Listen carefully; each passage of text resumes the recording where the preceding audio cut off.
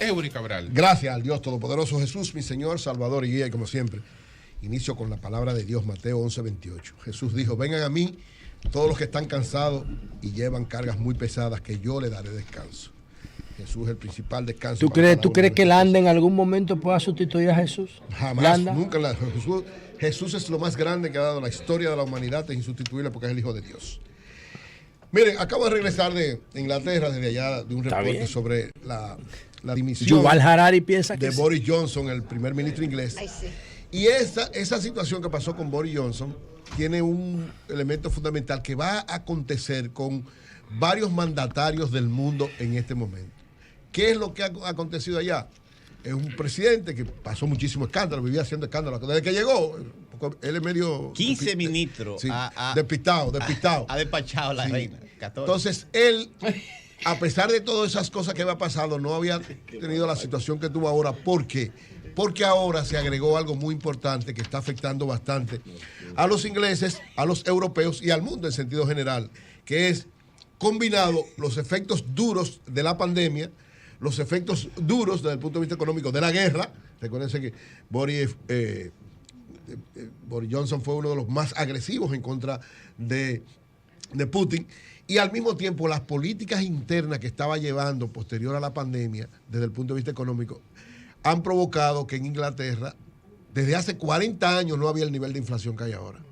Es decir, tenía 45 años que no llegaba a 2 dígitos la inflación en Inglaterra. La última vez que hubo una inflación de esa magnitud fue en los años 70, posterior al aumento en el año 73, 74, 75 del petróleo, que provocó entonces una situación. ¿Por qué? Porque los inviernos en Inglaterra son muy fuertes y ellos son unos grandes compradores de gas y de petróleo, que son las dos fuentes fundamentales de todo lo que tiene que ver su funcionamiento.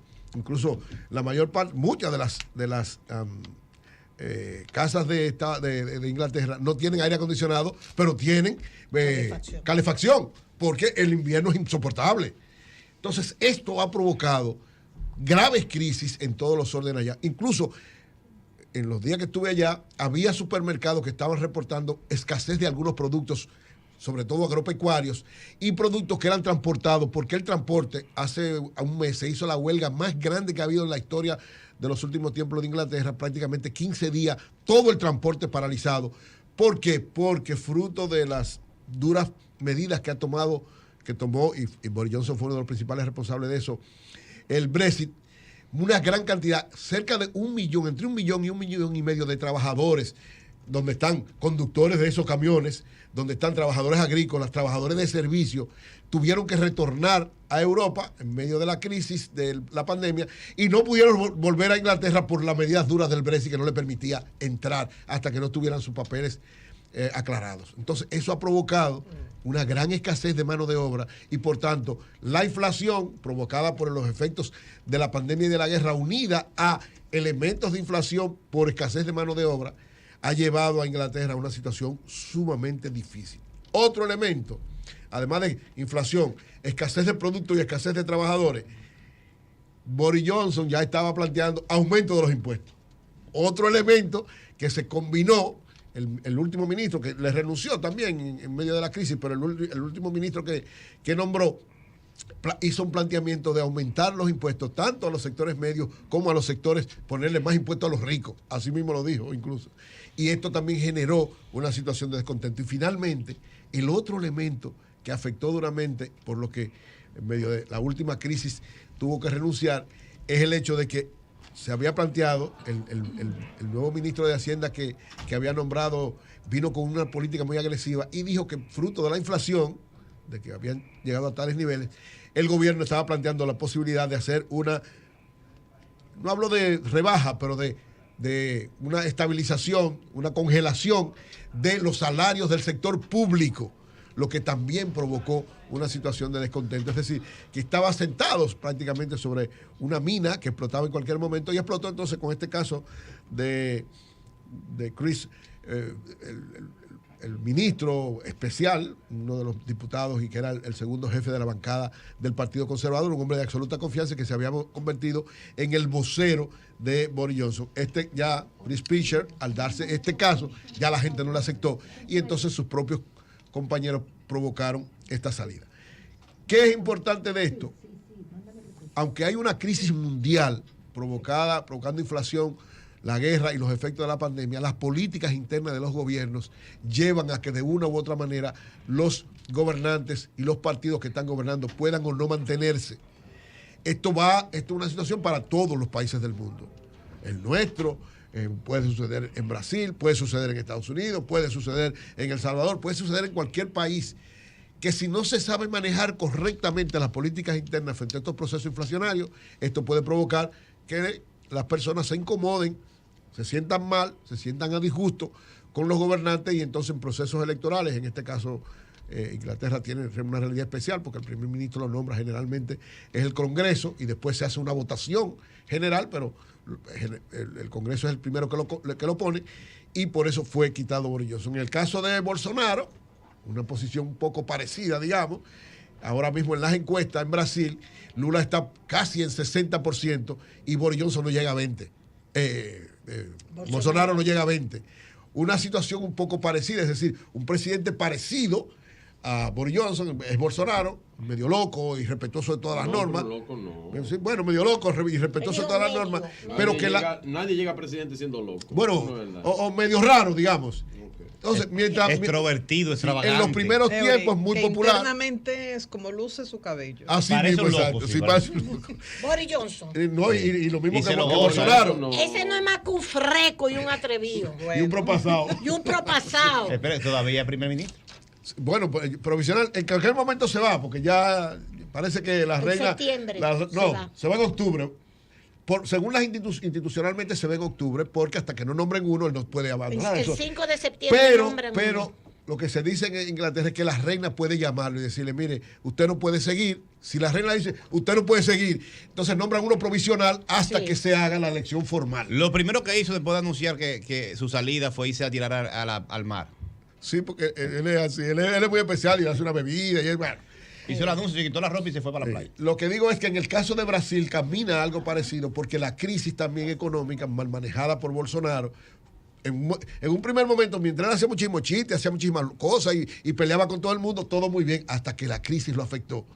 Los niveles de inflación, los niveles de desabastecimiento de productos, la situación difícil de los salarios, toda la situación, algo parecido, digamos, con su característica especial en el caso de Brasil, pero va por el mismo camino. Va a perder en octubre las elecciones Bolsonaro y el presidente de Brasil va a ser nuevamente Ignacio Lula da Silva, que no lo anuncie para que se dé. No, yo creo que sí que se va a dar. Es muy difícil que no se dé. Es muy difícil la elección. Muy difícil. Bueno, muy difícil. Otra cosa, hoy es 12 de julio. Hoy es una fecha de suma importancia desde el punto de vista patriótico, que tradicionalmente no se le ha dado importancia por Juan Daniel Balcácer, el historiador, tiene una explicación sobre eso que yo comparto. ¿Qué día es hoy? Hoy es 12 de julio, se cumplen 98 años de la salida de las tropas interventoras de los Estados Unidos de 1916 al 24. En 1916, el 30 de noviembre de 1916, Estados Unidos decidió intervenir en la República Dominicana, sobre todo para cobrar la deuda que teníamos, para tomar las aduanas,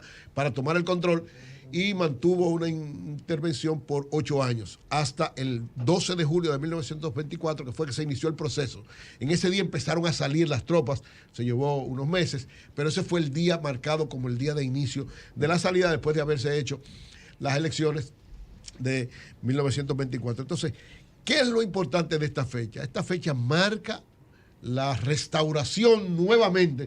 Tuvimos una primera restauración después de la anexión a España en 1863, el 16 de agosto, y la segunda restauración, que es también una fecha de nueva independencia. Nosotros hemos tenido 3 independencias grandes. La primera, 27 de febrero de 1844. La segunda, el 16 de agosto de 1863. Y la tercera fue el 12 de julio de 1924. Deberían celebrarse las 3. ¿Por qué no se celebran las 3?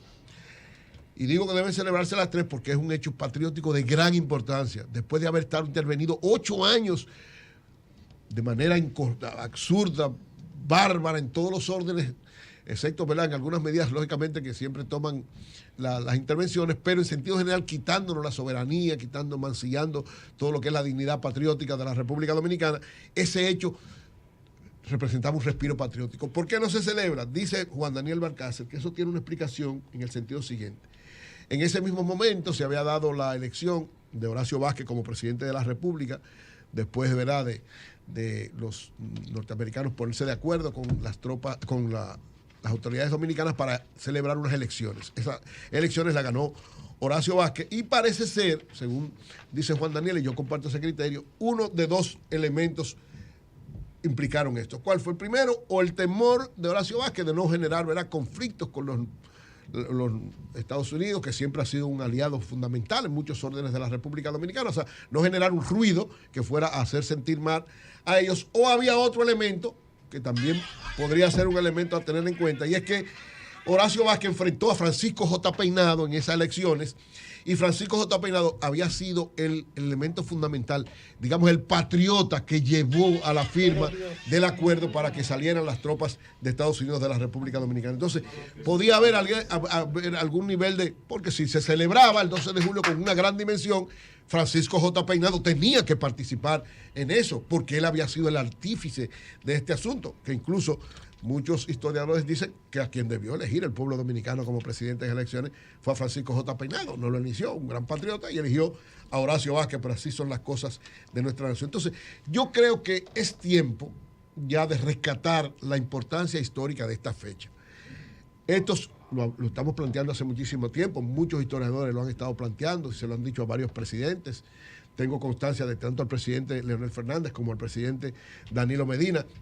Un grupo de historiadores le plantearon el declarar el Día de Regocijo Nacional, tal vez no de fiesta, para no hayan tantos días de fiesta, dicen algunos. Yo creo que debería ser un día de fiesta, igual que el 27 de febrero y que el 16 de agosto, pero por lo menos un día de regocijo nacional debería hacerse y dársele una connotación de celebrarlo.